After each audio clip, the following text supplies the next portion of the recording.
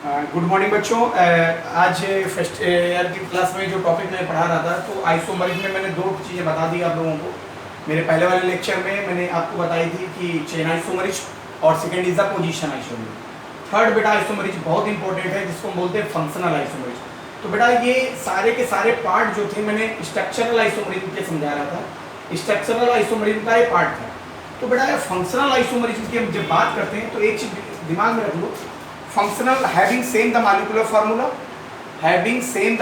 formula but different the functional group is known as functional isomer and this phenomena is known as functional isomerism।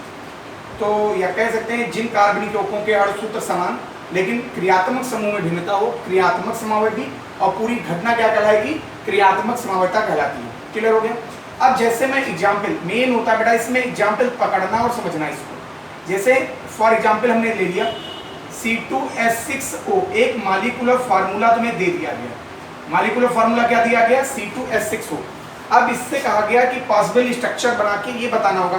दो तरीके question बनेगा, how many possible the isomer, और यह कहेगा which type of isomer present in this molecular formula, इस molecular फार्मूले में किस टाइप की आइसोमरिज्म होगी, या कहेगा कि इसके पॉसिबल आइसोमर बनाने तुम्हें होंगे। अब बेटा एक चीज समझ लो, जब कभी भी मैंने बोला कि मॉलिक्यूलर फार्मूला दिया जाता है तो प्रॉब्लम ये आती है कि जो मैंने बनाया जो स्ट्रक्चर हम ड्रॉ करें, जो भी इसके आइसोमर बनाए, सही है कि गलत है। उसके लिए मैंने कहा थोड़ी सी ट्रिक एक मिल जाती है, हमें डीबी चेक कर लेनी होती है। तो डीबी बराबर मैंने बता ही दिया था डबल बॉन्ड जिसको बोलते हैं। डबल बॉन्ड जो बच्चे पहले नहीं देखे हैं, आज फर्स्ट डे ऐड हो रहे हैं ग्रुप में, वो सभी पुराने हमारे यूट्यूब पे लेक्चर पड़े हुए हैं, मनोज मिश्रा केमिस्ट्री क्लासेस, उससे देखकर सारे वीडियो सारे नोट्स मेंटेन कर सकते हो आप लोग। तो dB equal to C+1 minus B/2 हो जाएगा। कार्बन यहाँ पे देखो कितना दिया है, 2 कर लिया, प्लस किया 1 हो गया, माइनस B होता है नंबर ऑफ हाइड्रोजन्स, यहाँ पे 6 हो गया।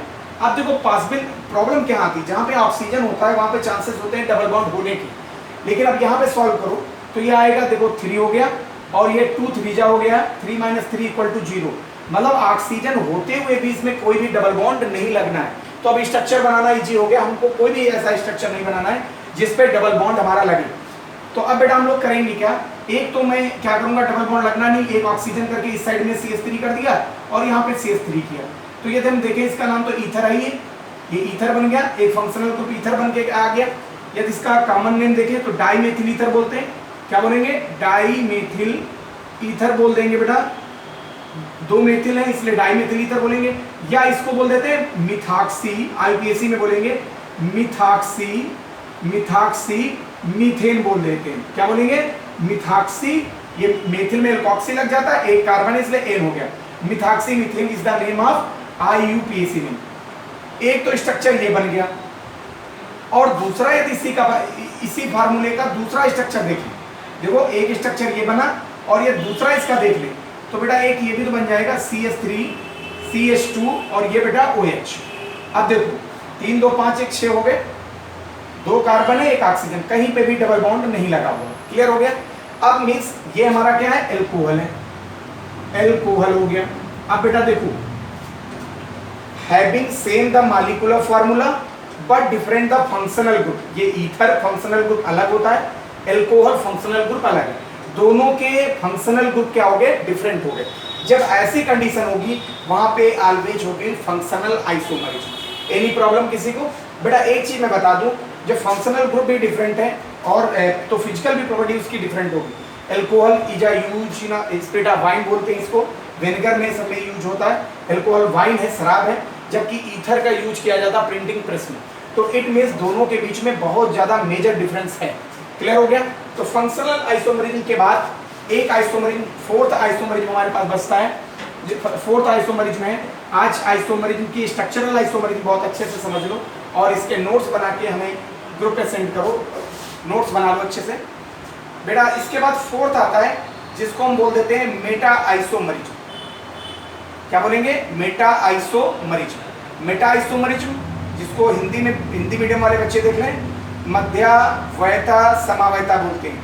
अब देखो बेटा मेटा में इस होता है middle position of the compound, mid position of the compound. तो बेटा सन माने बेटा होता है SON, सन मीन्स बेटा, सल्फर ऑक्सीजन नाइट्रोजन। यदि ये कंपाउंड के अंदर हैं किसी भी मॉलिक्यूलर फार्मूले के अंदर यदि ये तीनों दिए हुए हैं बेटा, सल्फर, ऑक्सीजन, नाइट्रोजन, तो उसके अंदर मेटा आइसोमरिज्म 100% होती है। क्लियर हो गया?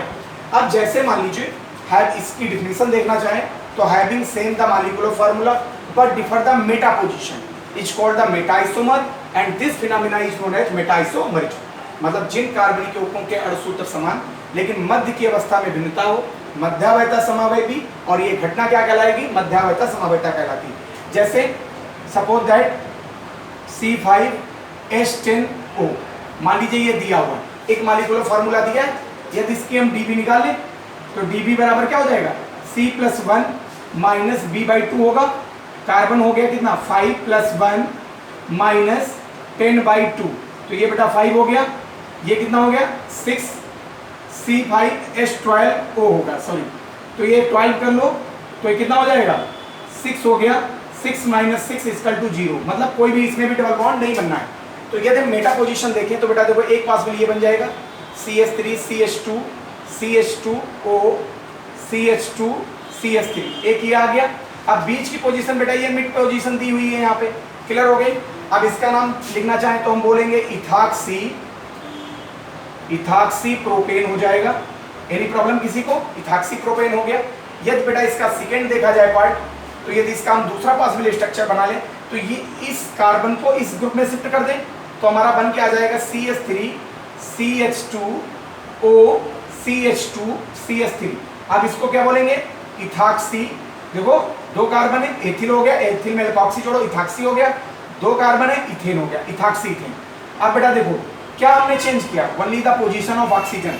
ये ऑक्सीजन इस साइड में था, इसको शिफ्ट करके हमने इस साइड में एक कार्बन उधर बढ़ा दिया और इस तरह में शिफ्ट कर दिया।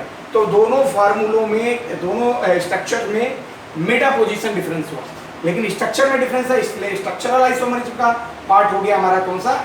मेटा आइसोमरिज्म, मध्यावयता समावयता, और ये इसके उसके पॉसिबल स्ट्रक्चर्स बन गए। क्लियर हो गया? अब इसका एक लास्ट बच रहा है जिसको बेटा ये नोट कर लिया, टिक ले लो आप लोग।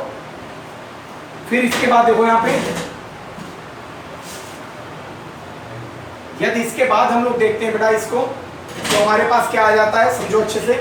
फिर आता है tautomerism.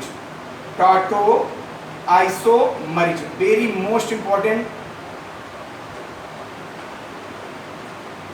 Tautomerism very most important बेटा पॉइंट ऑफ व्यू से। टाटो आइसोमरिज्म में क्या होता है? इसमें भी होगा having same the molecular formula but keto group change into enol form. मतलब बेटा कहीं पे भी कीटो ग्रुप हो, यदि वो इनॉल में कन्वर्ट हो जा रहा हो तो टाटो आइसोमर होता है, और पूरी फिनोमेना क्या कहलाती है? टाटो आइसोमरिज्म। कीटोनिक ग्रुप आपको पता ही है, डबल बॉन्ड O आ गया, ये हमारा कीटो ग्रुप कहलाता है, और ये चेंज हो जाए किसमें? डबल बॉन्ड के साथ OH ग्रुप में चेंज हो गया, तो ये बेटा हमारा कहलाता है इनॉल फॉर्म। क्लियर हो गया? जैसे सपोज दैट हमारे पास यहाँ पे दिया है एसीटोन CH3CO और ये CH3 दिया हुआ, जहाँ पे कीटोनिक ग्रुप लगा हो और ये वो इनॉल में कन्वर्ट हो रहा हो तो टाटो आइसोमर होगा, और पूरी फिनोमेना क्या कहलाएगी? टाटो आइसोमर। बेटा यहाँ पे देखो ये कीटोनिक ग्रुप है, इसका ये अल्फा कार्बन हो गया हमारा, ये भी तो अल्फा कार्बन, किसी साइड का एक अल्फा कार्बन का हाइड्रोजन डिस्प्लेस करता है और ये बना लेता है टाटो आइसोमरिज्म। अब देखो यहाँ पे मान लीजिए ये अल्फा कार्बन का निकाला, ये डबल बॉन्ड आ जाएगा, यहाँ पे OH आया और ये बेटा CH3 आ गया। क्लियर हो गया? तो ये क्या बना लिया यहाँ पे? This is the इनॉल form. तो ये कीटो ग्रुप इनॉल में चेंज हो रहा है तो टाटो आइसोमर होती है, और पूरी फिनोमेना क्या कहलाती है? टाटो आइसोमरिज्म कहलाती है। अब बेटा प्रॉब्लम कहाँ पे आती है? सारी ये बुक की लैंग्वेज है, बुक में भी यही होता है, ketone group change into enol form. ये पॉसिबल कैसे हुआ? डबल बॉन्ड कैसे आया? उसकी मैं तुम्हें ट्रिक सिखाने जा रहा हूँ। ये डिफिनीशन के बाद ये जरूर लिखना है तुम लोगों को, उसके बाद मैं इसको समझाता हूँ तुम लोगों को कि कीटो से इनॉल में कैसे कन्वर्ट हुआ, कौन से ला से कन्वर्ट हुआ। देखो अच्छे से, ठीक ले ली आप लोगों ने? देखो यहाँ पे पॉसिबल किया हुआ। तो बेटा ये एक साइंटिस्ट थे जिनका नाम था सेडजफ। क्या नाम था? सेडजफ। सेडजफ रूल के अकॉर्डिंग ये होता है। सेडजफ रूल क्या कहता है समझो, बहुत अच्छे समझो। कहीं पे भी यदि कार्बोनिल ग्रुप लगा होता है, CO ग्रुप को बेटा कार्बोनिल ग्रुप बोलते हैं, या दोनों साइड में एल्किल ग्रुप लगे हैं तो उसको कीटोनिक ग्रुप बोल देते हैं इस कार्बन को। तो ये हमारा कार्बोनिल ग्रुप होता है। इन्होंने ये बोला कि यदि कोई कार्बोनिल ग्रुप है इस कार्बोनिल ग्रुप से लगा हुआ पहला कार्बन जो होता है वो अल्फा कार्बन होता है, और अल्फा कार्बन के जो हाइड्रोजन होते हैं वो मोर एसिडिक होते हैं। बेटा ये भी अल्फा है तो इसके भी हाइड्रोजन मोर एसिडिक होंगे। किसी एक को ले लो जो मोर एसिडिक होता है, और एसिड आर दो substance which give the H+ है, अम्ल वो होते हैं जो H+ को निकालते हैं। तो बेटा H+ इसका निकालो। अब बहुत अच्छे समझना, 2-3 बार इसको देख लेना, आ जाएगा बेटा एक बार में। ये H हो गया, ये कार्बोनिल ग्रुप हमारा लगा हुआ था, और ये CH3 हुआ। मैंने कहा एसिडिक है तो H+ के फॉर्म में निकल जाएगा, और ये चार्ज कौन सा आ जाएगा, नेगेटिव चार्ज आ जाएगा। कभी भी H निकलेगा प्लस के फॉर्म में निकलेगा, हमेशा ध्यान रखना, और ये हमेशा नेगेटिव चार्ज देता है। जैसे दिया तो यहाँ पे CH2 क्या हो गया, नेगेटिव चार्ज आ गया, और ये बना लिया CO, और ये बेटा बना लिया CH3। एनी प्रॉब्लम किसी को? और डिस्प्लेस क्या हुआ यहाँ से, H+ के फॉर्म में डिस्प्लेस हुआ। क्लियर हो गया?